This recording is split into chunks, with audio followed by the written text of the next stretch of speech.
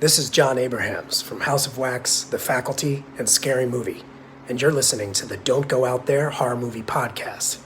Stay right here, or die. In a world where zombies, ghosts, serial killers, and vampires all exist, it's Nico, Brian, Mike, and Dustin, and they are all that stand between you and the films that could end the world. Welcome to the Don't Go Out There Horror Movie Podcast. Welcome back, everybody, to the Don't Go Out There Horror Movie Review Podcast. Just want to thank all our fans and listeners. I really appreciate all the support.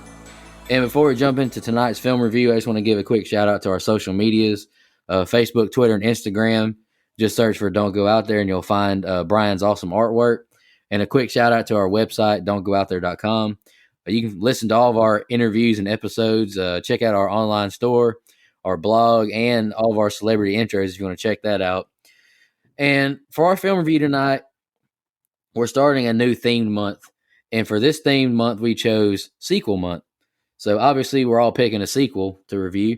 And it's kind of funny because this week and next week, we're picking the sequel of the first movie, which we haven't reviewed yet.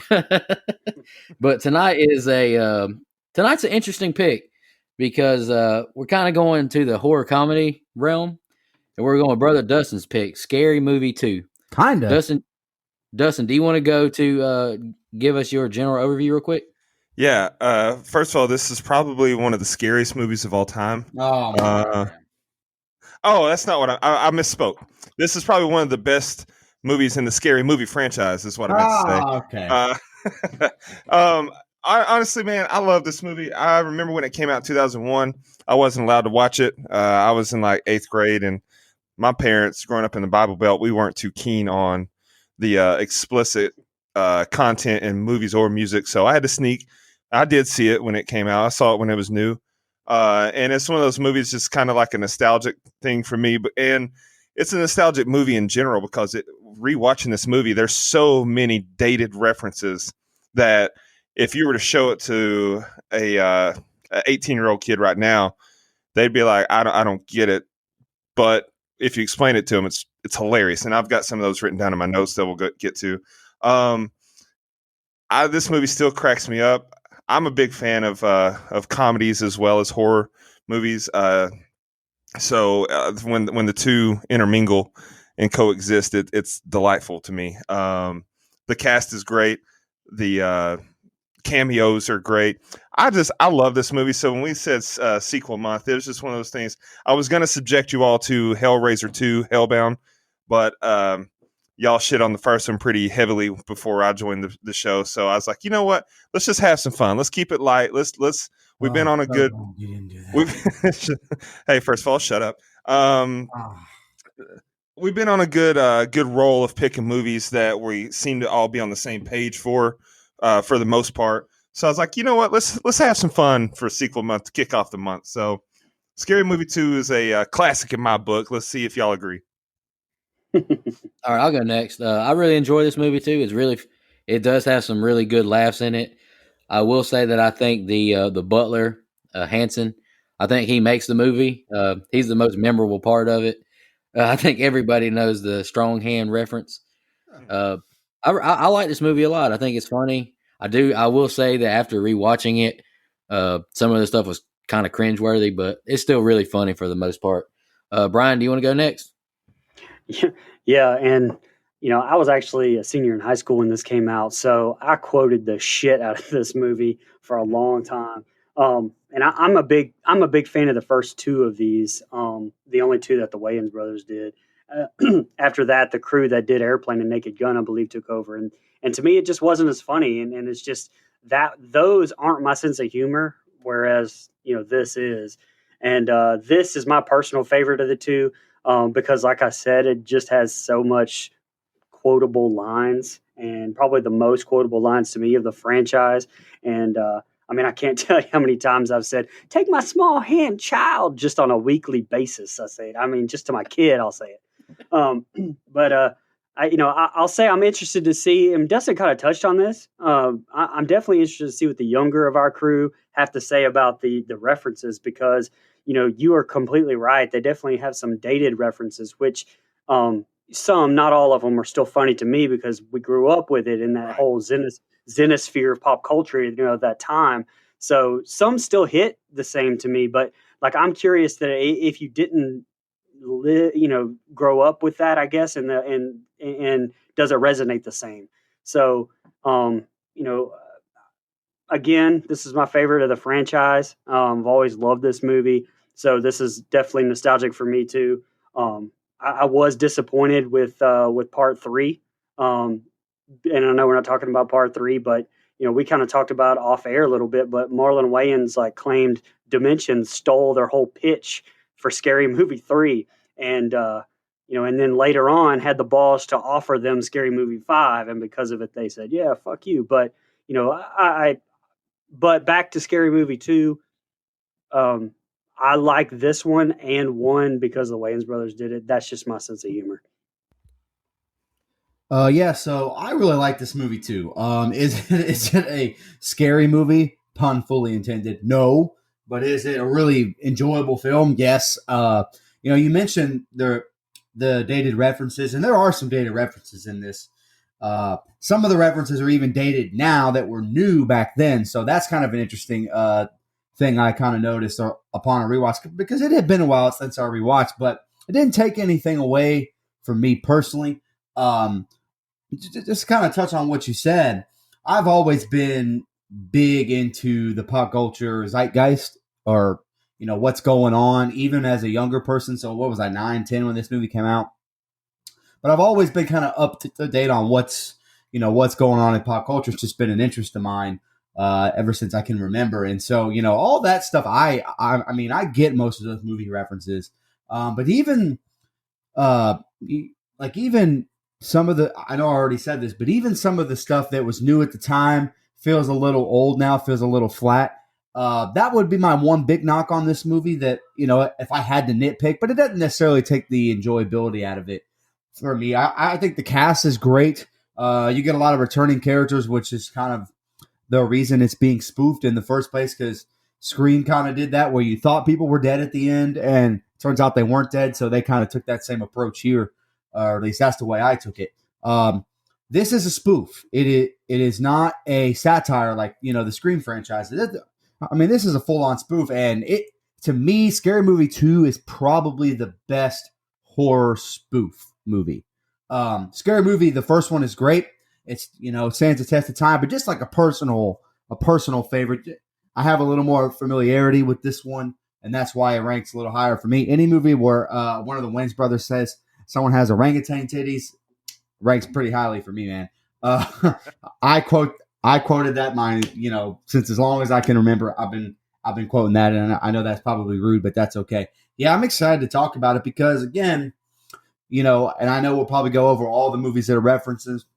There were some things on this rewatch that I did find a way to nitpick, but still made me laugh out loud. I love the Wayans brothers. The character of Ray cracks me up. The character of Shawty cracks me up. Like, there's just some really good comedy in here. And I love when Scary Movie can accidentally get a Scream tie-in. Tori Spelling being in this movie, kind of funny. Just saying. Scream 2. Anyway, so that's kind of funny. And, I know Scary Movie 3 has Anthony Anderson, which ended up in Scream 4. So I like when the two can kind of come together and make nice. But, yeah, we'll talk about some of the stuff that I have a problem with. But overall, really enjoy it. And all 4 leading ladies, call me sometime. Just getting it out of the way. Oh, brother. Mike didn't wait till the end of the episode like last week. Didn't need to. I didn't need to. That's all I got to say about that. Oh, and I'm sorry, drawing a blank on her character, but in the scene where she pulls her thong out, that's very 2001 WWF. You're welcome. Yeah, fair enough. Y'all got any more opening thoughts before we jump into scene by scene? Let's do it. Do it. Alrighty. The film starts with an Exorcist spoof. Partygoers circle a piano while Father Harris plays Mystikal's hit, Shake Ya Ass. The father drops a racist word, and then Megan joins them and pisses on the floor for a very long time. She needs to drink some water, I may add. The mother treats her like a dog and rubs her nose in it, hitting her. Father McFeely doesn't pay his taxi fare and runs off. He tells the mother he can't come fast like he used to. He then asks about Megan, and the mother tells of her struggles. He makes a priest joke about kids now. He says he has to bless the house and does so by shitting violently in the bathroom while flies surround him. And I wrote, enchiladas strike again. They go into Megan's room and she spins her head, and McFeely tries to run off scared. Father Harris, his lips get stuck to a cross after he says how cold it is, and they begin to pray, but Megan mocks them. Harris' mom leaves the bedroom now after being under the blanket. McFeely likes her tongue gestures. He starts to dry hump her now after she yells, "Fuck me." She vomits pea soup on Harris, then all three take turns puking on each other. They pray again, but Megan laughs and says your mother sucks cock in hell, but then McFeely pulls out a gun and says, "Suck on this," and shoots us into a title card. 1 year later, we're on a college campus and we meet Cindy and Shorty. He tells her he's learned the value of books so he can use the pages as rolling papers. Cindy feels like a geek, so Shorty gives her some tips to be cooler. He changes her posture and her lingo. Then I wrote they do basically some old Tybo stuff, and she punches a girl and takes her jacket. That jacket is tight, dog. Yeah, I mean. Now we're in a dorm, and Buddy is pissed Ray and Tommy aren't ready. Ray then asks if he should have it tucked in or tucked out. Then I've they never discover asked. that, I've never asked my friends that before. I promise. then they discover they got tattoos. Ray, fuck me. Tommy looks on in horror after the realization. Buddy gives Tommy a wedgie and runs out the room. Now Cindy, Brenda, and Alex are hanging. Brenda brags on Cindy's jacket and tells her to be careful wearing it. Brenda says don't split the pole. Then we see two people behind them split the pole, then get ran over by a bus. How's my driving? 1-800-KISS MY ASS, the sign says on the back of the bus. All right, Brian, that's the first two scenes I got, brother, if you want to go ahead and kick us off. Hey, Brian. Yeah. Before you go, can I point out the stereotypical stoner white friend that we never see again looks a lot like WWE superstar or former WWE superstar Rob Van Dam. Okay. All right. I'll say I love how the first one is mostly a parody of Scream, but they didn't just. I like how they didn't just go straight parody of Scream 2 with this. Like I like that they went mostly with the whole influx of all the house centric films, like House on Haunted Hill, 13 Ghosts, and obviously the majority of this being The Haunting. And if you'll remember my review, I couldn't tell the difference between all three of them, and I picked the wrong one. But Cindy, Anna Faris, I also like how she was obviously mostly a Nev Campbell parody in the first one with some, Love Hewitt mixed in. But I like how she's now just Cindy and moving forward, like it's in her own character. So I'm glad they decided to kind of take that its own course. Marlon Brando was actually originally supposed to play Father McFeely here, but, caught pneumonia and dropped out the last minute. And they got James Woods. And honestly, I can't even imagine anybody else in this role. I love Marlon Brando as much as the next guy, but I can't picture anyone else pulling this off. And hell, Woods is the one who improvised the "fuck this" line, which if you know that, like, and you go back, you can kind of see him and Andy Richter kind of break a little as he's dragging him back in. It looks like he's kind of snickering a little bit. Also, I think Natasha Lyonne from American Pie played a really good. Is it Megan or Megan? Because wasn't it Reagan in the Exorcist? So I don't know. I assumed it was Megan maybe. Anyway, Voorhees, but Christina Aguilera and Britney Spears both turned the roll down. Which shit, I mean, I think that works definitely because mostly when she's like full demon, Natasha actually looks a lot like Linda Blair in the first part here. I think it's a great gag when you think Father McFeely is blessing the house with the whole Amityville Fly deal, and in fact, he's like unleashing the enchilada dogs of hell turds in the bathroom. I think that's fucking hilarious.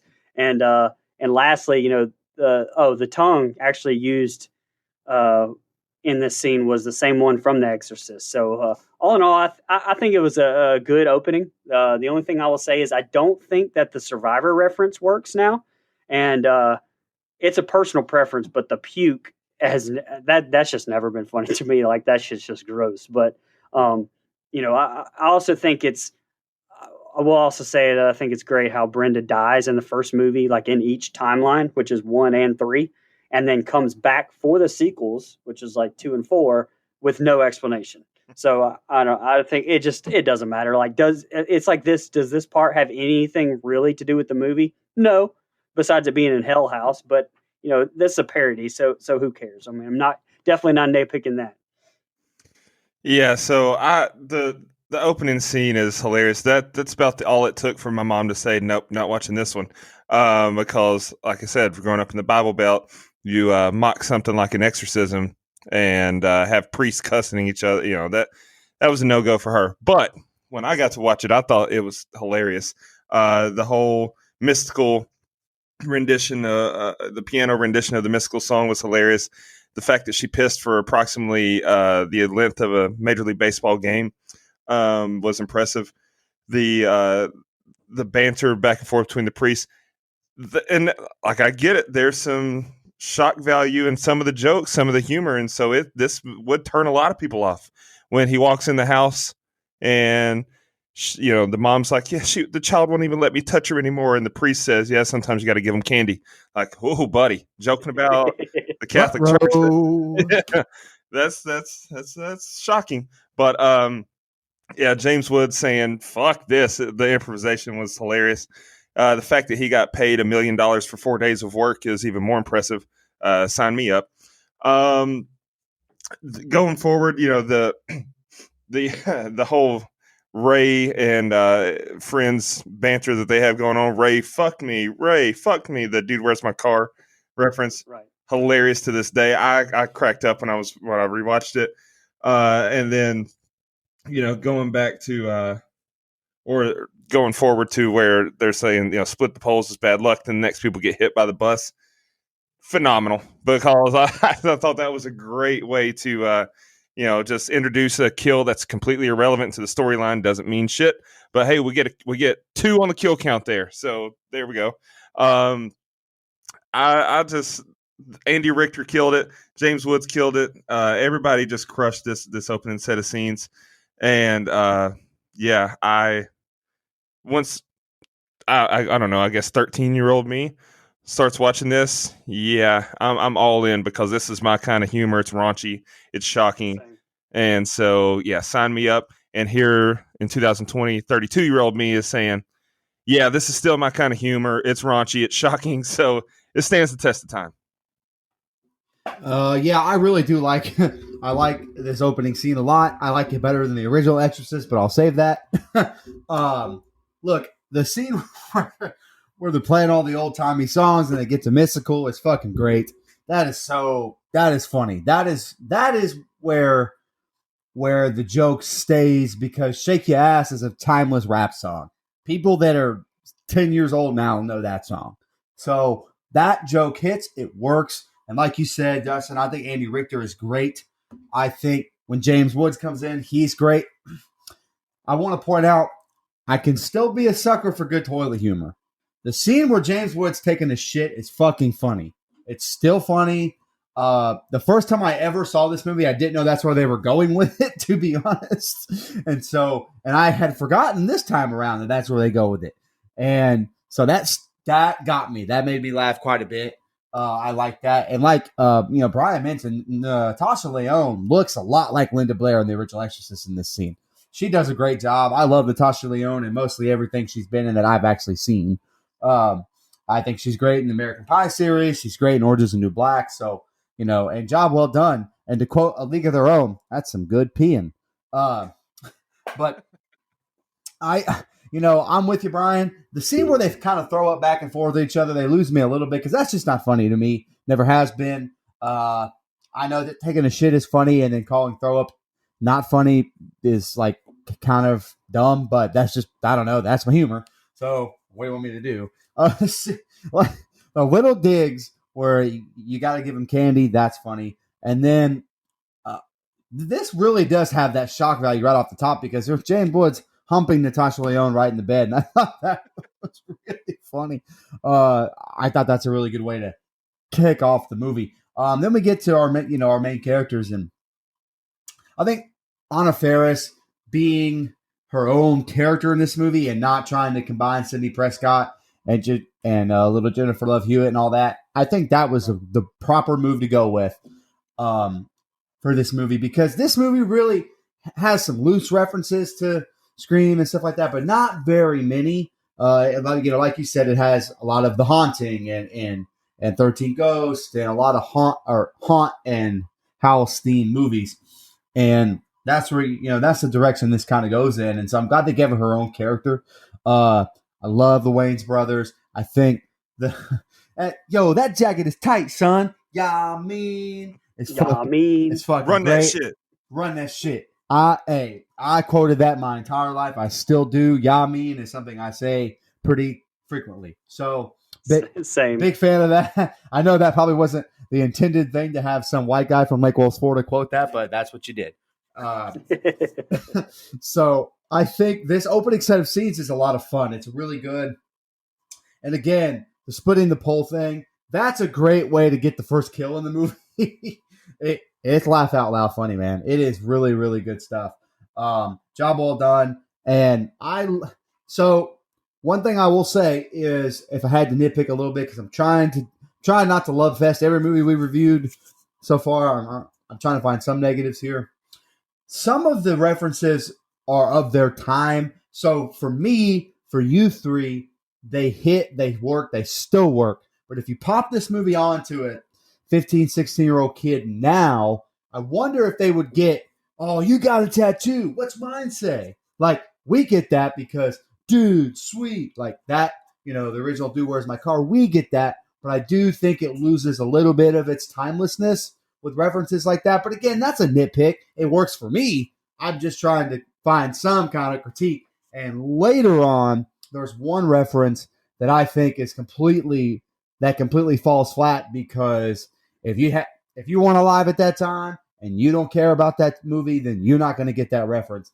But outside of that, job well done on the opening scenes. I will say this, as much as I enjoy this movie, I do think the rest of the movie doesn't live up to these two sets of scenes for me. Now, doesn't mean I don't like it, but I do think outside of, one particular character, it loses a little bit of something, but it's still really good, still really enjoyable. But I do think these sets of scenes are kind of my favorite. Yeah, I'm with you. Dwight and the professor now chat about the Hell House project. The candidates all had near-death experiences. Professor asks if any are hot. He likes Cindy. All survivors of the Stevenson County massacre. Professor tells him to get them up there, and it's all a part of a class on sleep disorders. In class now, and he talks to the subjects. It's a study on insomnia. Dwight passes out the directions. Buddy and Cindy meet. He gives her a Harry Pothead book and asks if they want to get together and study. She says he just got out of a bad relationship and isn't ready to date and to just be friends. He gives her a huge wedgie. Now Cindy is driving to the house singing Graduation by Vitamin C, and she's horrible.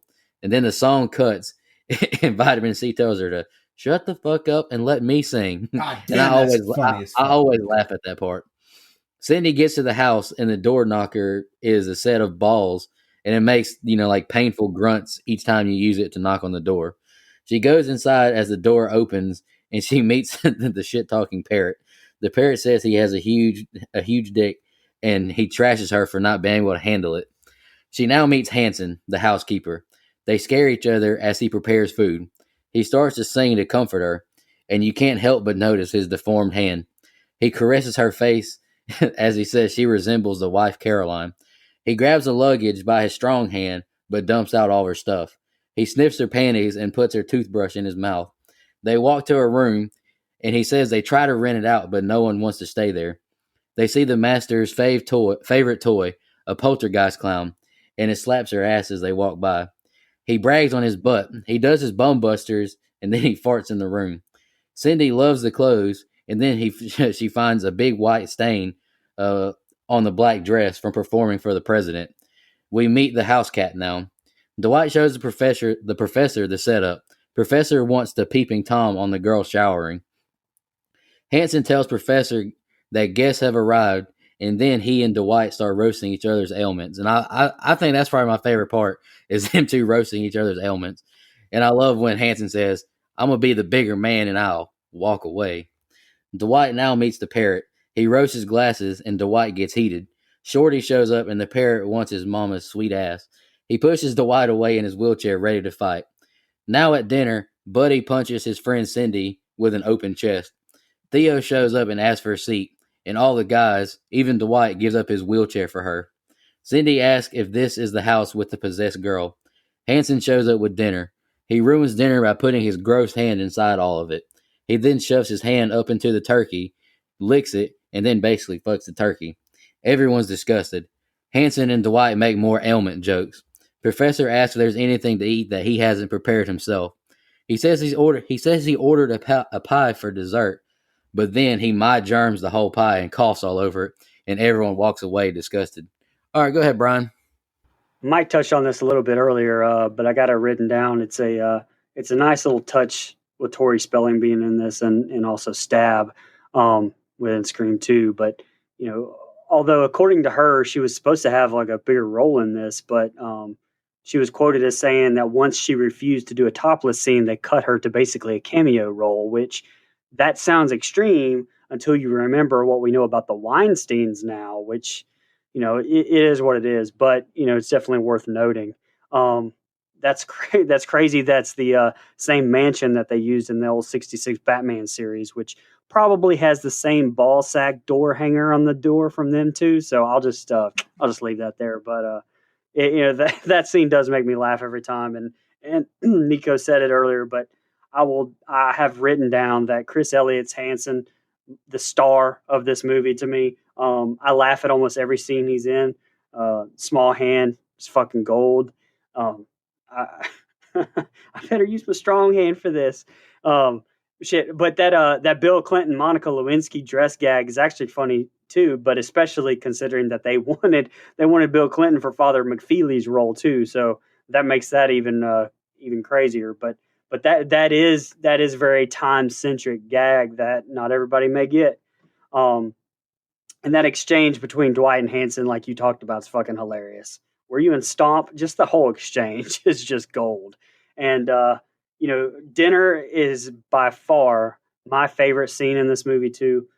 Everything from the A cups joke to the cooking the turkey with the penises and the ginies to my germs. It's just comedic gold to me, and definitely my favorite group of scenes in the whole movie. Yeah, so I think it's a great follow up scene to the first set we did there. First of all, some of the references, you're right, more dated humor here because Harry Pothead joke, when the Harry Potter series first came out, that was a huge joke for the the middle school to high school age kids. That was the funniest shit everyone thought of. Looking back, it's like, God, that was some corny ass humor we had back then. And then same thing with the Monica Lewinsky joke. I mean, you couldn't in the late 90s, you couldn't go too long without hearing a Monica Lewinsky joke or whatever. And like you mentioned, Brian, it makes it even funnier considering he was considered for a role. But I wonder if that was something they added after he was ruled out, or I wonder if they would have still left that in had he been in the movie, because I have to imagine old Slick Willie wouldn't have been too happy with that staying in a movie that he was going to be in. But nonetheless, I think it's hilarious how Buddy doesn't know how to react to having a girl be his friend. As soon as she puts him in the friend zone, he gives her a huge ass wedgie and punches her right in the titty when she walks in a room. Like, that is hilarious to me. Obviously not advocating for violence at women, but it's just hilarious that he doesn't know how to be friends with someone who's not also a male, just treats her like one of the dudes once he realizes he can't get any. Funny thing about when she's driving up to the mansion, the map that she's reading, if you look at the bottom, it says directions. If you had any brains, you would take your ass home. But since you don't, head north 2 miles on Hades Drive or Hades Divide. You will pass Elm Street on your left. Whatever you do, keep moving. 6 miles to Kane Manor. If you reach Compton, lock your door, bend over, and kiss your ass goodbye. That's hilarious. And obviously, there's several references right there within the directions itself. Hades being the Greek god of the underworld. Elm Street, which is Nightmare on Elm Street reference. And then it's unclear whether they were going for a reference to Kane Hodder, who played Jason Voorhees, or the character Kane from the Poltergeist. My guess is that Kane from the Poltergeist series, but still a lot of good subtle references there. And funny thing when Hanson is talking to Cindy about how much she resembles the master's wife. When he's going to tickle her nose, if you look, you can see the cuff on his shirt's moving, where he's working the fake hand from inside his shirt sleeve. And I think it's hilarious that it makes it even better that they left that in for some reason. But hilarious set of scenes. I like when Theo walks in the room, obviously the hottest belle of the ball, and she asks if anyone's going to offer her a seat. Everyone sides their chair, and then of course here comes the wheelchair, and he ends up on Yeah. Ray's lap. That is some hilarious shit. So a lot of good sophomore humor in these set of scenes. That's all you're going to get from this series, and I love it. Yeah, so right off the bat, I love the dinner part of this set of scenes. Like everything before it is fine. Like like you mentioned, I like that Buddy doesn't know quite how to be Cindy's friend. Like I think that's funny, and how that's kind of a continuation all the way up until the end with the reversal of roles. That's kind of funny. But when everybody gets there, first of all, subtle little humor with the door knocker being balls. That speaks right to my sophomore junior. That's funny. Can't help but laugh at that. But the dinner scene is so fucking funny. Just everything about it, all the way that each actor reacts to him mixing first of all, you start it with the mashed potatoes, and everyone's face kind of starts to slowly get grossed out, and you look over and he's got this fucking nasty small little hand stirring the potato. God, it's so funny. It's so well done. And again, I know that our goal on this show is to review horror movies, but if I just for a minute forget that I'm watching a spoof, that's a funny scene in any movie. So setting doesn't matter. A tiny hand stirring mashed potatoes and fucking a turkey is funny. Okay. And so while this set of scenes is not my favorite, I definitely love everything about that dinner scene. It's so funny. Shawty starts drinking wine, which is exactly what I would have done. Like, fuck this. I ain't eating tonight. Guess I'm getting drunk. So I appreciate that. And I think Regina Hall kind of takes the scene for me. And I know that maybe her work as far as comedic timing goes unnoticed, but she is so funny the way she reacts to the wanting pie, the way she reacts to the turkey. She's so fucking perfect on the comedic timing. I love it. And I like the banter between Dwight and Smallhand. I'm just going to call him Smallhand. I like their little back and forth banter where who wants a wing? You or the turkey? That's funny. And then I know you would like a leg, maybe two. That's fucking like just a lot of good stuff there. A lot of good banter back and forth that I really like. But I mean, outside of that, I don't really have much because, we talked about it pre-show. This movie was a little difficult to take a lot of notes on, more so than an actual horror movie is because I'm looking for if it's making me laugh. It's kind of hard to jot that down. Like, oh, that was funny. Oh, that was funny. Oh, that was funny. So yeah, so that kind of gets a little bit of redundant. But I liked all the references here. Kind of worked for me, except maybe Harry Pothead, which I get. I'm totally of that era. I've read all the books. I get it. But if I'm thinking about it in the same way I do the Dude, Where's My Car reference works for me, may not work for someone else because that hasn't been a Harry Potter joke in a long time. But it worked for me. Thought it was funny. And now, what we're about to talk about next is a dated ass scene. So I'll save it. But really enjoyed the dinner. And by the way, Tim motherfucking Curry's in this movie, man. Let's go. Yeah. And Mike, I don't know if me and you are talking about the same scene, but the next one coming up is the part that I absolutely think is awful and I hate it in this movie. Yes. Everyone hears a voice saying, "Come play with me." And then a basketball comes down the stairs and they all take turns dribbling the ball and dancing. And yeah, this is my least favorite scene in the movie. It ends when Shorty hits his nuts. Cindy walks the hallways now and hears a voice. "I'll help you," it says over and over. And then the voice says, "Check the fucking music room." Buddy then hits her in the face with a football. She says he's too rough with her. Buddy says being friends with her sounds kind of gay. They find bloody footprints on the floor.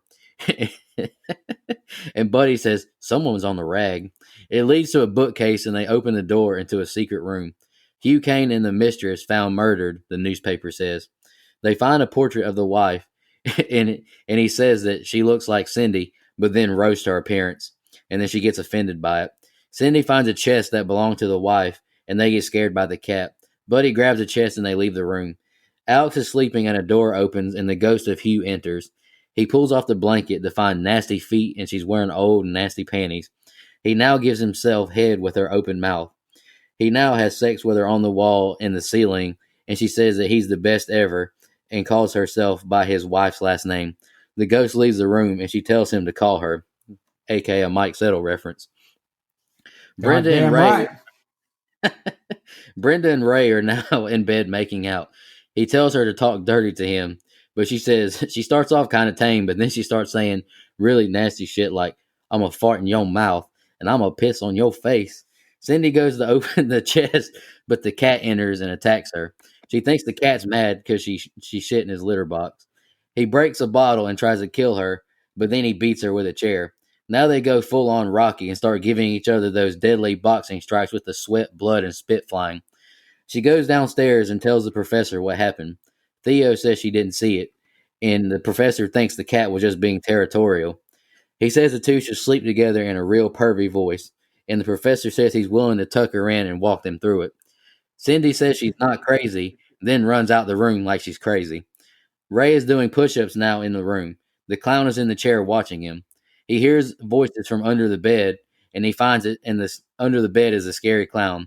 It wraps its arm around his neck and pulls him under. Ray now takes control, and a big black dick wraps around the clown's neck and drags him under. The clown's face ain't scary no more after this. Cindy reads the letter from the wife. They had a babysitter, but no kids. Cindy goes back downstairs to the professor in the red dress. She pushes him down onto the table and straddles him. He has huge pointy nipples. She reenacts the mistress, but then Ray's face appears. Cindy tells him about the story. She then asks Ray about the dress. And I always laugh whenever he says, "I don't know. I just wanted a banana." Go ahead, Brian. Sorry for laughing over my nose, but it's cracking me up reading it. Well, no, I mean, and the same thing. I think we've all kind of said it earlier, but I don't even have a lot of notes on this section because you're just sitting there watching the movie, laughing, and it's hard to really pick apart something that, or not pick apart something, but really go in depth in something that's like meant to be funny and not taken seriously. So, but speaking of that, I mean, I remember that Nike commercial with that whole basketball scene parodied, and I don't really even understand it because it's not like that commercial was like, the whole Larry Bird and Michael Jordan, McDonald's, like off this wall, like one of the famous, Nike commercials. It was just, it's just some random one. I don't remember it being I think we have famous anyway. Different memories of that commercial. Because that's what confused me about when Nico said it. That commercial was huge. At least, absolutely, yeah. At least with me and my friends and our basketball team.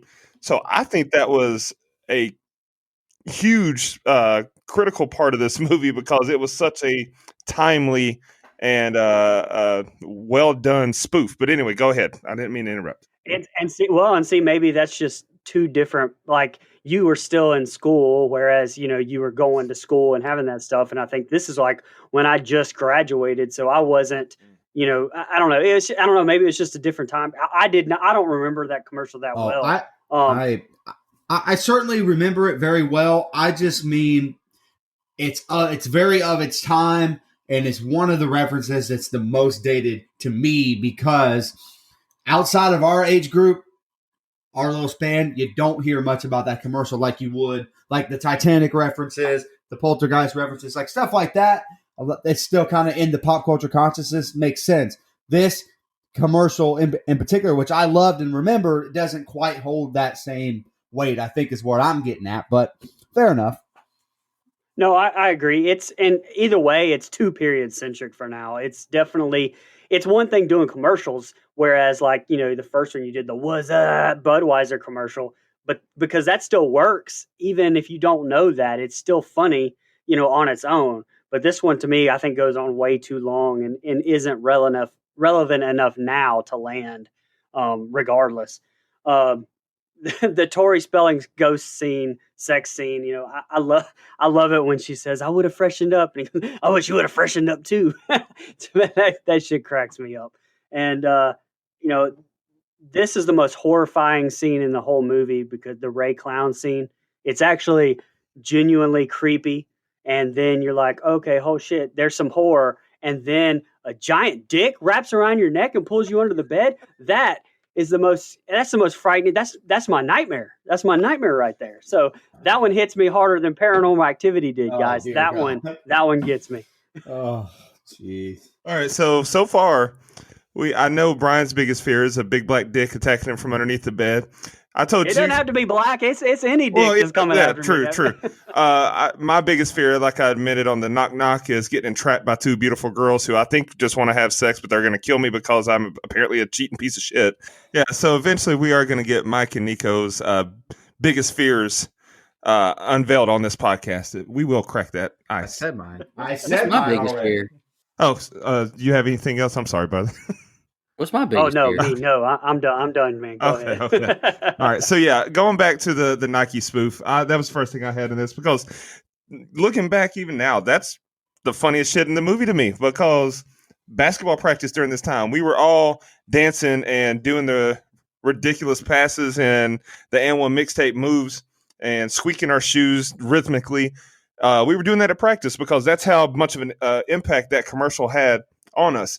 I still go back and watch that commercial sometimes just because how cool it was and how it takes me back to a certain time. So I can get it, how it might be a turnoff, and it's certainly out of place. But I mean, come on, it's a fucking spoof movie.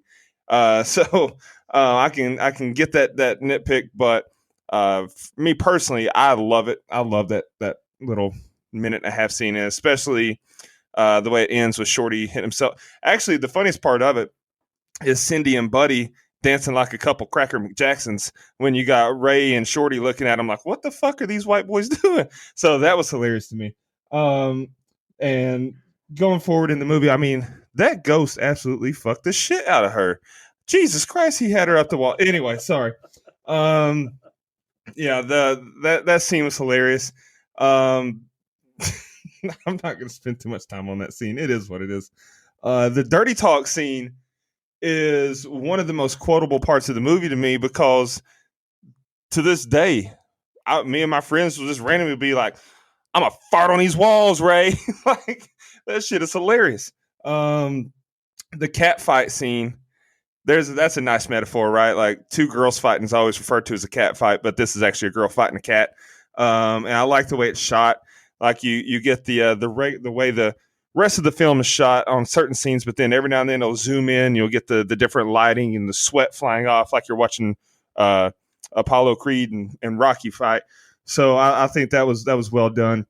Yeah, the clown scene. Yeah, it's a bit uncomfortable to watch, but it's hilarious, especially considering, right before this, Ray was getting it on with a girl, and so it continues to build on the uncertainty of Ray's sexuality, which is it's a funny thing. It's uncertain.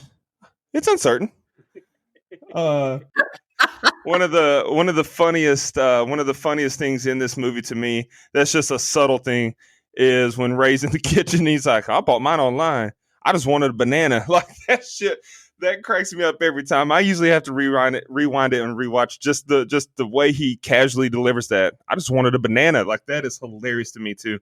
So this is where I think that the movie's kind of can start to lose you here because up until now the scenes have been just so hilarious nonstop that now it's you're going to start to get into some scenes where it might feel like it drags for a movie that's under 90 minutes. But still some good stuff here. But you're either all in at this point or you're getting tired of it. I'm still all in. I still enjoy it, but I could see where it could lose people. Right. So up to this point, we are laughing a lot, and again, the comedy's hitting with me. A lot of the Wayans Brothers stuff I love. I think it's good. But I said it in the opening scenes, and I still feel that way about the other things we've talked about, where things start to fall a little flat with each kind of set of scenes that we decided to kind of go from point A to point B. Though, like each little set of scenes kind of loses me a little bit more. But that's kind of a nitpick. This is the set of scenes for sure where we get a little bit out of the funny haha outside of there's a big black dick and around a man's neck. I mean, I'm sorry, it's just fucking funny. There's no way around it. I'm not going to harp on it like you guys did, but that's a really funny scene with the clown. That clown, which is normally used for not laughs in horror, like ever, and it's really funny, really well done. And the basketball stuff I kind of already touched on. I think it's a very of its time reference. I don't think ages that well, but if you get it, you get it, and it works for you. So it works for me, but I don't think it holds up over time as far as being funny on its own. But that's just me. But, kind of like Brian referenced in the first one, the "what's up" is very timeless. A lot of people still quote that, which that doesn't make a lot of sense, because I'm not gonna lie, that stink still fucking annoys me, to be honest, if somebody does it. But that is kind of a reference that's funny on its own. This one, not so much, but it worked for me because, like Dustin said, we were doing that shit, or trying to anyway. And look, I was an overweight white kid with no rhythm. I wasn't doing shit, but it was cool to see other people attempt to try to do it. So I get the reference, and when Shorty gets hit in the balls, that's fucking funny, because balls humor, even though as long as it's not happening to me, is funny. But yeah, they do kind of start to lose me a little bit here. But what is funny and what works, it still works, still holds up over time. But I do think the movie kind of starts to feel. It's not a long movie, but I start to feel its length a little bit once we get past some of the really, really funny stuff. I know we touched on the Tori Spelling sex. Although Tori Spelling, real quick, is actually fucking great in that scene. She's funny. The timing is good. And to pretend to have sex with an invisible man is probably more difficult than I can think of. And I think she really knocks it out of the park. I wish she had a bigger part in this movie. Wait, you've thought about having sex with an invisible man? Anyway, go ahead, Nico. So what if I have? What's wrong with that? I feel a little judgment. I feel a little homophobia. No, sir. No, I'm kidding. All right, so everyone excuse me. I don't know the weed lingo too well, but I wrote down what best I could, so y'all bear with me if I say anything wrong. Shorty is watering his weed plant and lays in bed and watches a Christmas rap CD infomercial. We see the weed plant growing very rapidly, and I wrote there's really funny Christmas song titles on this infomercial. The weed plant now grabs a hold of Shorty and rolls him up in the sheet like a blunt. Is that correct? It's a blunt. That's a joint. And then lightning strikes and lights him up, and he starts smoking him. And they, the others run in to save him. And I think it's funny when Shorty's like, "Don't put me out yet. I'm getting high as a motherfucker." But Buddy runs to get snacks to get Shorty free. The window breaks and it sucks the weed plant outside. Cindy tells him there's more to the story than the professor says. Now everyone roasts Cindy's looks compared to the wife, just like Buddy did. And like Mike mentioned earlier, orangutan titties. Alex gets jealous when Cindy says Hugh wants her. Buddy follows the professor down to where Dwight and the professor are. Dwight says they need to cancel the trip because the poltergeist is getting too strong. Professor says no way, and the professor gives him the keys to the gate. Buddy tells them what he heard, and Shorty freaks out over a poltergeist, but doesn't even know what it is. They want to leave, but the gate's locked. Theo says just give me 5 minutes and she'll get the keys. She uses her sex appeal on Dwight now. She turns on some music and starts to shake her ass for him, then puts his hands on her breast and asks for the keys. She offers to give him head, but he gets offended. He says he can do that himself. She grabs like a house phone and knocks him out and takes the keys. Alex finds a secret room and looks around. Professor walks around and hears a voice, then sees a female ghost and follows her. Once he catches up, she attacks him, then all the doors lock in the house. Dwight has them all go to the lab. How do you destroy something you can't see? Shorty says, shave your pubic hairs and wear the shampoo. Dwight hands out guns and thermo goggles. They see all the leftover jizz on Dwight's face.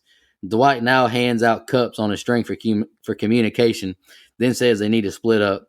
And Brenda says no, because it's always white people saying it.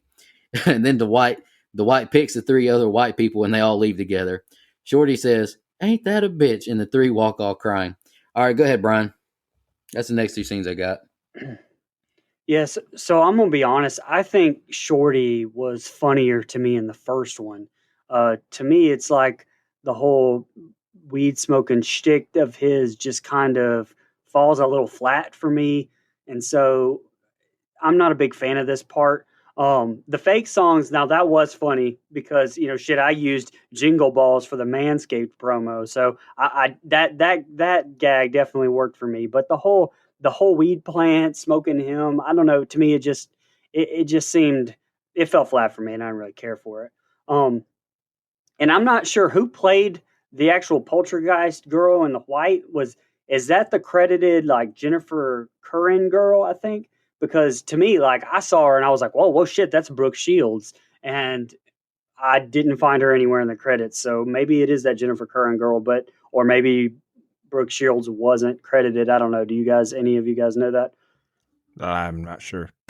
I don't know. Anyway, the body fluids gag only being seen by the 13 goats goggles to me cracked my ass up too. Especially Dwight being like, what are my glasses are crooked? But and again, I do like this movie a lot, but this is where it starts to really drag for me. And I know the movie is only an hour 22, but to me, like, here is where I'm like, okay, all right, let's go. This and the next set of scenes, to be honest with you. I think that the very beginning of this movie is really good and funny, and to me, it almost like wore me down a little bit, and I was like, oh, okay, I'm ready for it to be over with, and it comes around at the end a little bit, but I wish that the alternate ending that they made kind of would have been done, so maybe it would have brought it all full circle. But anyway, that's all I have for that. Yeah, no, I'm with you. I don't have a lot of notes on here either. I mean, just a few things I pointed out that I thought that were funny. Obviously, the not wanting to Scooby-Doo split up, and it happening anyways. Hilarious, especially when, there's my Scooby-Doo reference. But, I thought it was hilarious how it happened anyways. Like, we don't have time for this. Let's go. You and you, come with me. And then it's just what she thought it was going to be, the whites versus the blacks as far as pairings. I thought that was funny. The goggles shtick, I agree with you, Brian. It's kind of funny, but I don't need that. But it is funny. No, I don't need you. I could do it myself. And his pride getting the best of him there.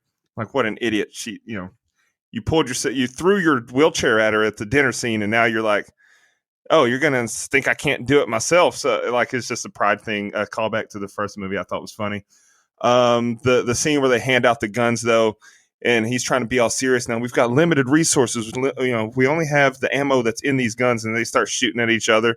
I thought that was funny, but didn't really do anything. This scene is where it's like, okay, you've made me laugh this long. Don't ruin it by turning to complete shit. Like, let's wrap this up. Let's tie a bow on it. Let's go home. So that's how I felt watching this set of scenes, really. Yeah, the weed scene with Shawty, Brian kind of touched on it. A little too over the top for me. Not that I didn't get the references or anything, but I just thought it was a little too silly. Didn't quite hit with me. But, that's just, I just thought it was a little too over the top, even for this movie. I know that's kind of saying something. But, where he can suck his own dick, basically. That's good comedy there. Everything you guys mentioned. But to me, this was a set of scenes that the first time on this rewatch where I looked at my phone to see how, like what time it was. And then I paused my thing to see how much longer the movie had. And that is something that I don't remember doing, in previous watches with this movie. I remember kind of being able to go straight through, but there's just not a whole lot here for me, handing out the guns and all that. That's funny. The Scooby-Doo split up. There's some here and there, but as far now, there's some, and we're going to get to it here in a minute. There's some bad effects there's some really bad effects coming up, and I'm gonna assume that's on purpose. At least I hope so, where the effects are cheesy and bad on purpose. Because man, there's one scene where it's really bad, and I'm just nitpicking because that's what we do on the show. But I think that This is Bones. Look, yeah, he crazy now. yeah, I'm glad everybody else noticed those effects are dog shit too. But I'm hoping that might have been on purpose to kind of amp up the cheese factor, the spoof factor, if you will. Yeah, not a whole lot that you guys didn't already say about these scenes. Just kind of, I'm unlike the rest of you, where these two sets kind of drag some, and then the end does kind of redeem itself because there's some good stuff. But it also has a movie reference that I just can't stand. But I'll save it for when we get there. Ray and Brenda, they hear a noise, and then they notice that Shorty is gone. Ray tells her to wait, and he runs off. Buddy and Cindy go into the furnace room, and she tells him Hugh Kane was killed in this room. Ashes are all Florida ballots, and a skeleton emerges chasing them. Buddy hugs her, putting a kill her sticker on her back. Cindy runs into a room and finds Shorty telling him a monster is chasing her, and then Shorty kicks her out. Brenda hears the scream and says, I hope she doesn't see me, but of course she sees her. Cindy falls and Brenda starts to celebrate. Mutilate her white ass and leave me be, Brenda yells. Brenda yells at Cindy, then turns around and sees it's just a skeleton and pulls its head off. They toss it back and forth between each other. She trips the skeleton now, and then they rearrange the bones and it hops off. Buddy finds a two, but Hugh Kane's ghost grabs Buddy with a wedgie, and then Brenda runs off. Cindy shoots the ghost with the gun. Cindy takes Buddy to the lab to get a first aid kit. The ghost of Hugh Kane enters his study and finds Alex has put her face over the mistress, and she's wrote, I love you on the mirror and left a cake. I wrote, as Paulie D would say, she's a stage 5 clinger. Alex wants to talk, but Hugh says it was just a booty call as he beats her with a chandelier and drags her on the table, and that she gave him crabs. Shorty runs into the ghost of the wife now, and takes her to the closet and fucks her with a paper bag on her head because of her giant tug and face. Cindy treats Buddy's wounds, and he is thankful for her friendship. He says since it could be their last night, they should take their friendship a step further. Cindy thought so too. He pops some I wrote Viagra's and unzips his pants, but Cindy pretends she's walking on the moon. The ghost enters the room and knocks Buddy into the freezer and Cindy into the freezer and locks them up. Cindy tried to call for help with the cups. Dwight and Theo explore the house. He says he'll check upstairs, and he tries to climb up the stairs painfully, and Theo offers to help him, but it pisses him off. He falls down the stairs again, and Theo walks off tired of him. Buddy says he can't feel his body. He's so cold. Cindy starts to rub his legs, and he pulls out his dick and asks for help in the name of love. She gives him a hand job now. He says he can't hold on much longer. He yells, I'm coming, and blasts her into the freezer with a huge load. All right, and the next two scenes I got are the ending, guys. Go ahead, Brian. Jesus. Hey, that's what happened.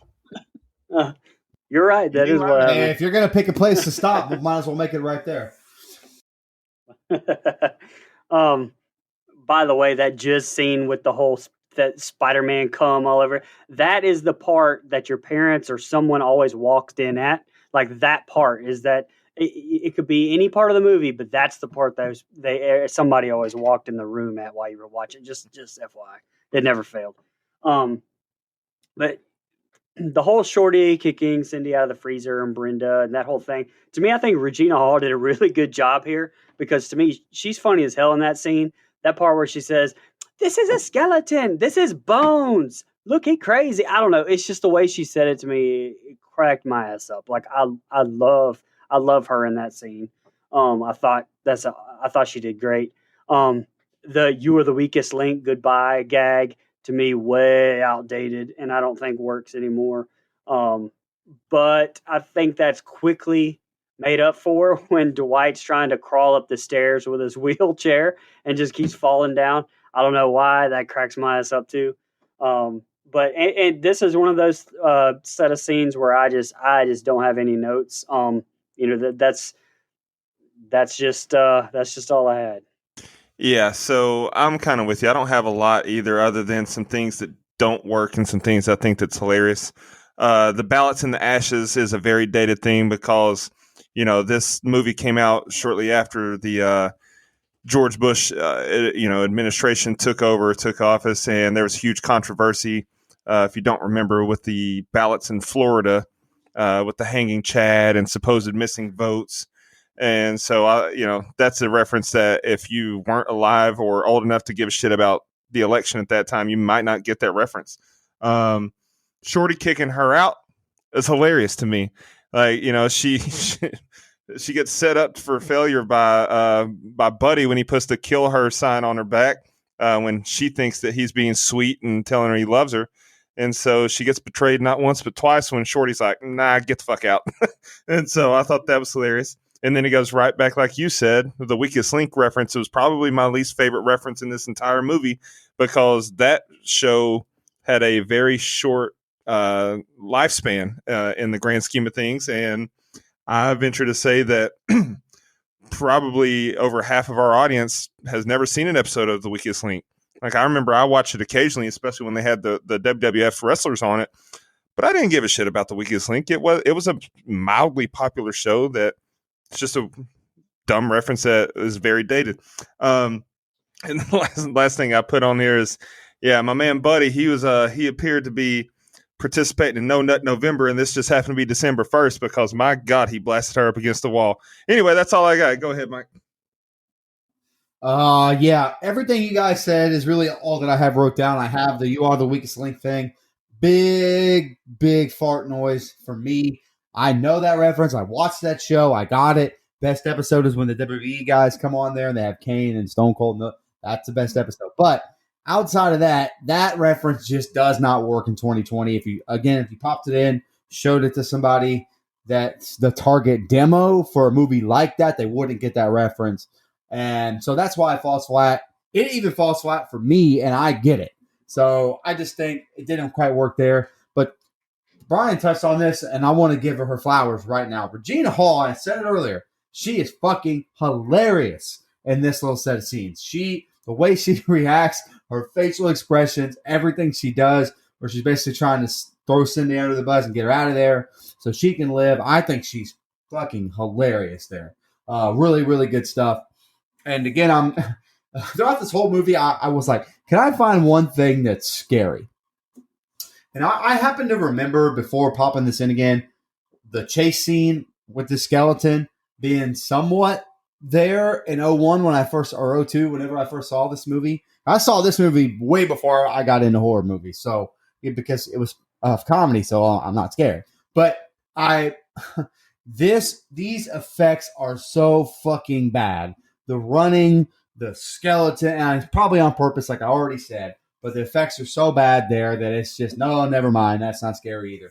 But not a whole lot. Obviously, the big part of this set of scenes is Chris Masterson but busting his giant nut everywhere. Just there's no other way to put that. But even Titanic in 2001 is a dated reference, but I thought it worked. I thought it was funny, one, because I'm a Titanic fan. Sorry, unashamed, unabashed. But it worked for me. I thought it was a clever way to use it.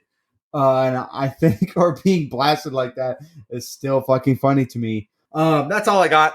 I think I'm ready to get to the end by the time this set of scenes comes. I'm ready to get down to, let's figure out what's going on here. But I think there's some, at least in this set, there's more comedy that does work and doesn't work, but there's just some dated reference. And Dustin mentioned the election results and the asses. Funny to me, because I think it worked, it hit with me, but I could understand how that just makes zero sense to somebody that's popping this in for the first time. All right, here's the ending, y'all. Dwight calls out Kane to show himself. They get into a wheelchair race and duel. Kane crashes Dwight into a bunch of statues. Dwight jumps over Kane using the table as a ramp. He now does his Clint Eastwood impression, but runs out of bullets. They rev up their wheelchair tires and basically joust. Dwight goes through the ghost and out the window, and he grabs a light fixture. Hanson offers to help him with his strong little hand, but Dwight falls to the ground, refusing to touch it. The ghost now attacks Hanson as he screams. Buddy enjoys a post-handjob cigarette as Cindy says it's time to get out of here. She builds a snow dozer-like thing and breaks the door down. Ray and Cindy chat through the cups. Ray checks on Buddy and Cindy finds Shorty getting Hannibal Lecter cooked by Hanson. His brain is Beetlejuice. That's where your brain is on drugs. Theo and Brenda find Shorty's head cut open. Cindy, Brenda, and Theo are now Charlie's angels and attack the possessed Hanson. Hanson grabs a baseball bat as Cindy does the slowest Liu Kang bicycle kick ever. He now throws Theo into the wall, but her airbag tits save her. Brenda kicks him over and over, but her shoe catches on fire. Cindy starts to twist her with her body. Buddy and Ray find a crawling Dwight. He says he can't feel his legs. He sends Buddy to get the others. Cindy now does martial arts stances toward Hanson, and he looks on befuddled. He now starts to convulse, and blue lights beam out of his head. Buddy opens the gate wide enough for them to escape. Dwight says someone has to lower the ghost onto the platform. Cindy volunteers, and she calls for him. He blasts through the window, but he slips on broken glass down the stairs. They tell him to start the platform, but can't until Cindy's off of it. Ray tackles her off of it with Dwight attached to him. The ghost disappears. They all celebrate surviving. 2 months later, Cindy tells the parrot she's okay because she took it home with him back to college. The parrot wanted to die, and Cindy's dad calls her. And then the parrot shits violently all over the wall. Buddy shows up, and she open chest punches him, calling him a pencil dick. Buddy and Cindy go to a hot dog stand, but it's Hanson. Buddy runs off, and Hanson yells, "I came back for you." She screams no, and Hanson screams yes, but then Shorty runs him over, getting roadhead from the wife ghost. And the end credits roll with Nelly's Ride With Me, which I love that song. And I don't know why I can't read names in my own notes. Last week, Krieg was Craig from Friday, and now Craig. Cindy is Sandy, so I apologize, How listeners. you get find on your day off, Craig?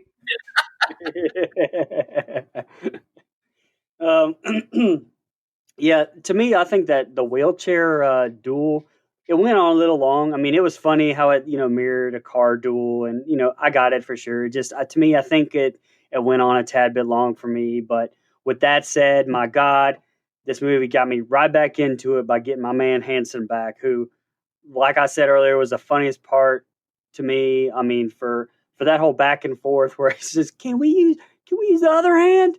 Like, just take my little hand, child." It's just shit. I don't know. That whole thing's great to me. Anything he's in, the whole movie is classic.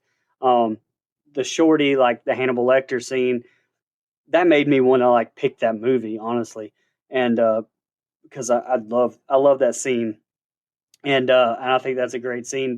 And you mentioned we got Beetlejuice from Howard Stern, but to me, I was thinking the whole time, like, is this guy still alive? And I think he is, but I mean, do you guys know? Sidebar, is Beetlejuice from Howard Stern still alive? Yeah, Beetle Pimp on Twitter. Give him a follow. Okay, awesome. I'll have to do that. And to me though, the Charlie's Angels thing doesn't work for me. And that's mostly probably just for me, but it's just I don't really care for that movie. It's not even a scary movie, so I don't know. It is what it is. All in all, I think the ending was just okay. I think that whole Angels thing went on a little too long, and it was more like goofy things instead of funny to me. I did laugh at the mad cow bit though. It was dumb as shit until she said, "Moo, you motherfucker." I don't know, dude. The way she said that, it was just like a dad joke and cracked my ass up. I don't know. But there was an alternate ending where like Father McFeely actually comes back, and I think I would have liked to have seen that. He was one of the funniest parts of the whole movie, and to me, like this ending kind of fell flat a little bit. So I don't know what they would have done with it, but I would have liked to have seen that. I think.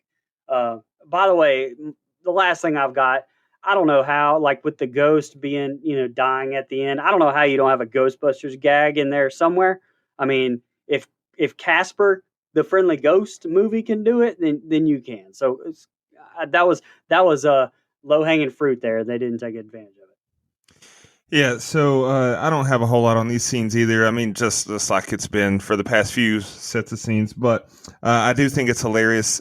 Cindy having the knowledge and capability and mental capacity to build a tractor while she's out of what she's got at her disposal in a freezer. It's hilarious when she was picking up a cup on a string and talking into both ends of it. So the fact that she's dumb as shit but smart as shit's hilarious to me. The Beetlejuice reference or a cameo is great because, like I said, follow him on Twitter, Beetle Pimp.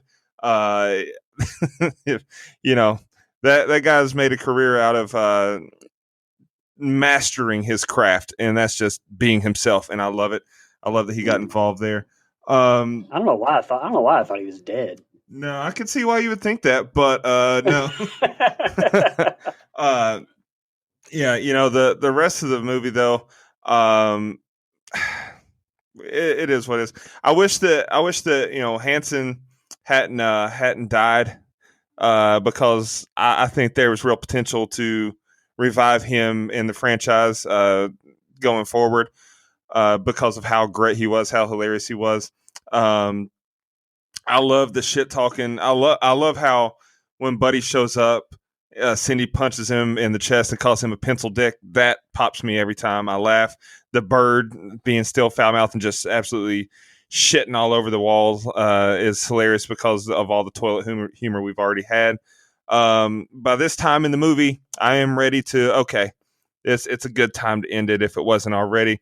You're right. The Charlie's Angels bit drug on too long. There's some of this stuff that felt like maybe they had a quota. They had to make this movie a certain length, and they just stretched some of the scenes out. But the Charlie's Angels it was well done for what it was. It just went on a little bit long. Overall, though, it was a satisfying ending because you laugh. And apparently, the ending line there when he runs over Hanson, he goes, "Did you hear that?" So the first movie they cut that out. That was supposed to be the last line of the first movie, and they cut it out.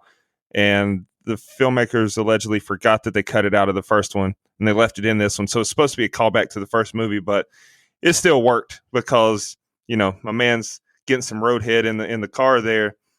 Probably didn't realize he hit somebody. So you hear that's probably an accurate a depiction of his thoughts at that moment. But satisfying ending. I still was sad. I still watch this movie and we'll watch it up until the credits hit. So.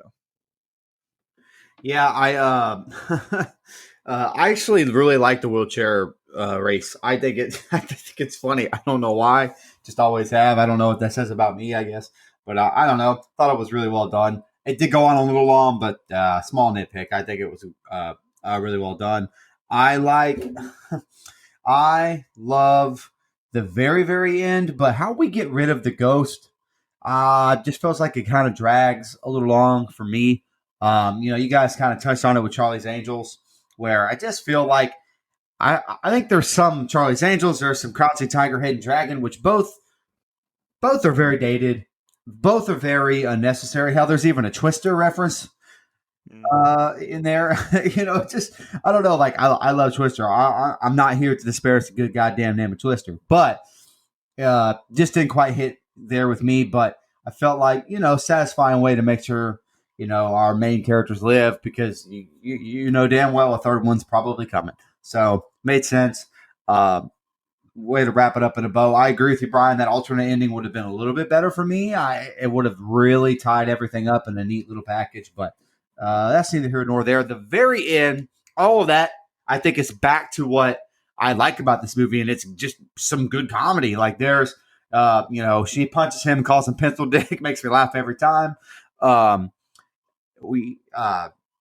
Where Small Hand, reappears, I think it's fucking funny. No, it's Hanson, but Small Hand to me, that is really like the no, yes, like that is really good shit. And how it ends up being Shawnee getting head that runs him over, really, really good. I like that last little clip of scenes. I think it really works, but I just think some of the middle to right up until the end kind of drag, but I think that last set a little bit right there kind of picks it back up some. So I enjoyed the movie still. I know I nitpicked it, but we kind of had to. But all in all, if I pop this movie on, I'm not going to shut it off. I think it's enjoyable, and it's the best of this franchise to me. Just out of the however many there are now, I think there's five. Five's awful. Five. Yeah, Five.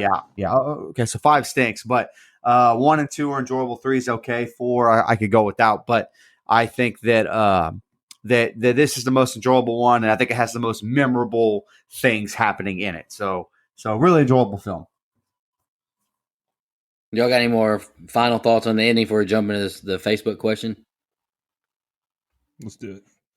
All right.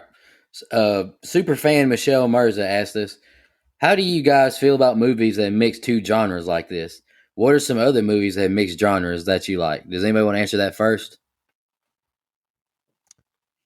I'm a big fan. Because it's a nice change of pace. I don't watch the same kind of movies all the time.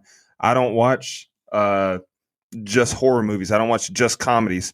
I don't like just straight sappy movies. I don't like just dramas. So anytime there's a crossover in genres, it usually gets me. Spoiler alert, and I may have just told myself, yeah, that means I like romantic comedies because I like a little love to go with my laughs. I like a little danger to go with my laughs. I dig it. Yeah, I agree with you, Dustin. I was going to say the exact same thing. And just like I said last week for Trick or Treat, I mean, if it works, it works. Right. I like, I don't mind having a good laugh during a horror movie or, getting a little tear in my eye or whatever during a romantic comedy. Like some of the old Adam Sandler movies, the like 50 First Dates. I like romantic comedies. Click is another one that I was sad as hell. I was not expecting to cry at the end of Click almost. Hell, Click's not even fucking funny at that point. It's just It's not even hilarious. I cut that shit off so fast. Yeah, Junk. I'm crying, Daddy. I don't know why my feelings. But yeah, I feel like if it works, it works. So yeah, I'm a fan. Brian, Mike. You took the words right out of my mouth, Nico. As far as how I feel, if it works, and I'm a fan. This movie to me works. There are some horror comedies that I think don't work, and I feel like I have a reputation for not liking rom-coms. That's not true. I just like certain ones. I like elite ones. I'm not about to sit around and watch Lifetime all day or Hallmark all day. But if it works, it works. Sweet Home Alabama, 10 Things I Hate About You, things like that. So, Failure to Launch. Yeah, failure. Who doesn't want to see Terry Bradshaw butt-ass naked? But, yeah. So, Jesus. when you mix two genres and it works, I'm fine with it. Like Nico said, a well-placed, timely laugh in a horror movie is when it's done well, it works. When it's mistimed, and I've said it on this show many times, but what a perfect placement to do it again. Oh, I got peanut butter on my penis. That's not fucking funny. That shit sucks. Take that out of the goddamn movie. Fuck Ray. Sorry. But yeah, I like it when I like it, and when I don't, I don't. Like I don't fucking Halloween 2018. God damn it. Banh mi sandwich. I made a pip. It doesn't really matter what goes in the banh mi sandwich because it's about the bread, but the book. Fuckers. Sorry. Brian, you got anything? Yeah, I mean, no, I don't have a whole lot more to add to it. I mean, I feel the same way about the horror comedies, but I mean, it's not just the horror comedies; it's the thriller, like Seven, where it's like more thriller than it is Beautiful horror. Wow. But we've got a wide variety or wide range, let's say, that you can put the horror genre in because there's so many subgenres, and it's just. I'm a fan of all of it, especially the ones that are a little bit different. I mean, I've definitely tried to not steer away from, but whenever I'm watching, I like to sit down and just watch a straight horror movie sometimes, and sometimes I think it goes too far. In some of the movies we've talked about, not gonna dig up old wounds there, but I completely agree. I'm a fan of them. I'm a fan. Mix all the genres together. I'm fine with it. Let's go. All right, let's jump into some fun facts. I'll just read. I got a few of them. Y'all said a few of them already. These are all from IMDb. The Wayans brothers have said that this sequel was not as strong of a movie because Dimension Films wanted it released within a year after Scary Movies 2000 release. They felt it was too rushed. At around 5 minutes, the tongue used in the spoof of The Exorcist was a tongue used in the actual movie The Exorcist from 1973. At around 27 minutes, the basketball dance scene was a parody of it. We've already talked about this. The mansion exteriors used for the house were filmed at the same house, like y'all said in Batman, but it says it was also for Delirious as well. And that's the only fun facts that I have. Okay, I've got two. First of all, This one is one that may be subtle and it's dated, but it doesn't. You don't have to know this to think it's funny when they're or to get the what they're doing. When they're doing the wheelchair scene at the end there, and after the crash and burn, you see the close up on the tire and it says Firestone. You don't think nothing of it if you don't know, but at the time that was a very hot subject. So the mid to late 90s, the Ford, a lot of Ford vehicles came equipped standardly with Firestone tires, specifically the Ford Explorer. And dating back to 1996, there was a lot of questions being raised about how safe are these tires because they were having blowouts like crazy. So as it stands, let me find my number here. So as it stands, there are 271 fatalities over 800 injuries in the United States alone that are directly linked to Bridgestone and Firestone tires and the Ford Motor Company. So I think that was a very well done jab at that very relevant piece of pop culture out there that they snuck in there that you don't. That's one of those things that is dated, but it's not. It works. It stands test time because you don't have to know that. The only other thing I've got a list of the movies that were parodied in this, and buckle up because it's quite a few. I'm just going to run through them really quickly. In no particular order, this is the movies that were spoofed by Scary Movie 2.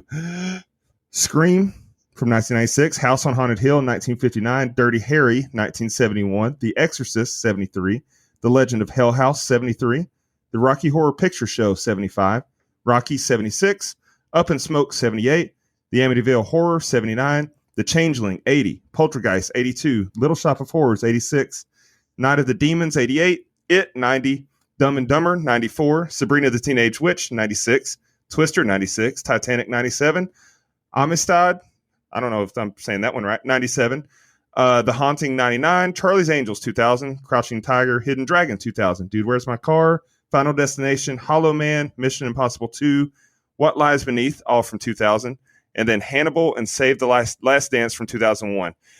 Okay. Phew.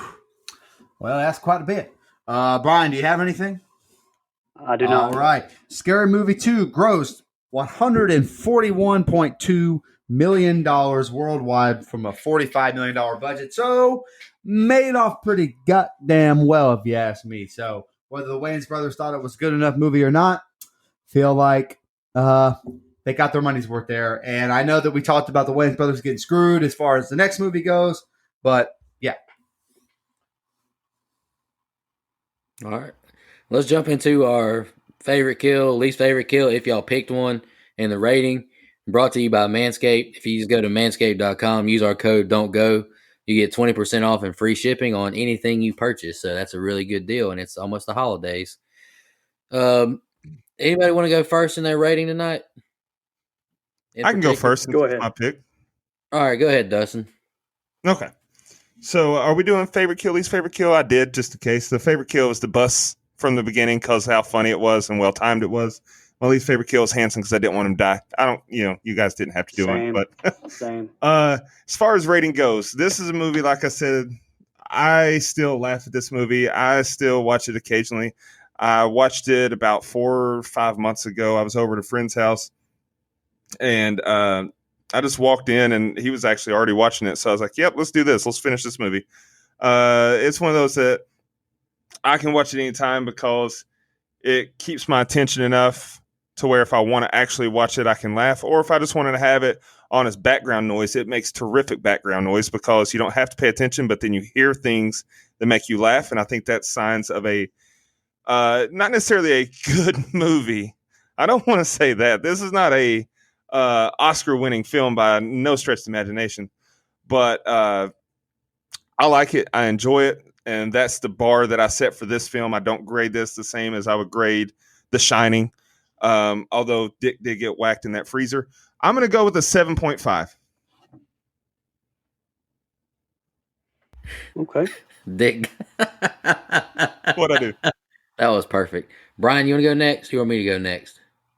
Sure. I got it. It's just quick. Okay. My favorite kill is Dwight. Mostly just because of the exchange with Hanson. And my least favorite kill was Hanson as well, for the same reason that I just didn't want to see him go. But like I said, that's one of my favorite exchanges in the whole movie. Um, I, I have more fond and nostalgic memories of this movie before I watched it. When I watched it, it to me it didn't stand up as much as I thought it was going to. Like I went into this review having watched this movie in shit uh, 15 years maybe. I mean, it's been a long time since I've seen this movie. Remembered every single thing about it because I remember quoting it. It just and maybe that's why it didn't hit the same way to me, or maybe it was because I look at it through a different lens. I went into this thinking, man, I'm gonna rate this thing like an 8.5 because I love this movie, and I just rate on enjoyability, and that's what I thought. But I actually just settled on a seven, flat seven for me for this movie. I enjoy it. I like it. Like Dustin said, it's not a great movie, and to me, after the first 20 or 30 minutes, it kind of drags a little bit. So seven for me.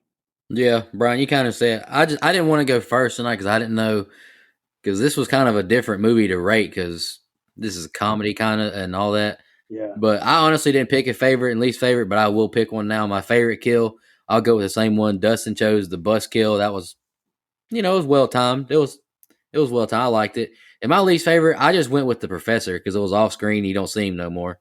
And shout out to Tim Curry. Uh, I rated the movie a flat 6. Is that not bad? Is that all right, Dustin? Yeah, that's fine. You don't ever have to I, justify I know anything to me and me you. as much as shit I on know your me movie. and you've been like dueling each other on movies, but I wrote kind of similar stuff what Brian said. I wrote before this rewatch, I would have probably rated a little higher. I still enjoy this movie and get laughs from it. It's one of my top 2 favorites in the scary movie franchise. I actually like 3 a lot too. I wrote some of the comedy or skits just feel so forced to me and kind of cringeworthy. That's 19 years later. Back then they would have probably hit way better. I wrote the second half of the film kind of loses me and drags a little bit. But the vitamin C, shut the fuck up part always makes me laugh. The Exorcist spoof is a great opener. And I wrote, I got to give all the credit to Chris Elliott, the actor who plays Hanson. That character makes this movie, in my opinion, and Dwight. I think their exchange is probably my favorite part of the movie.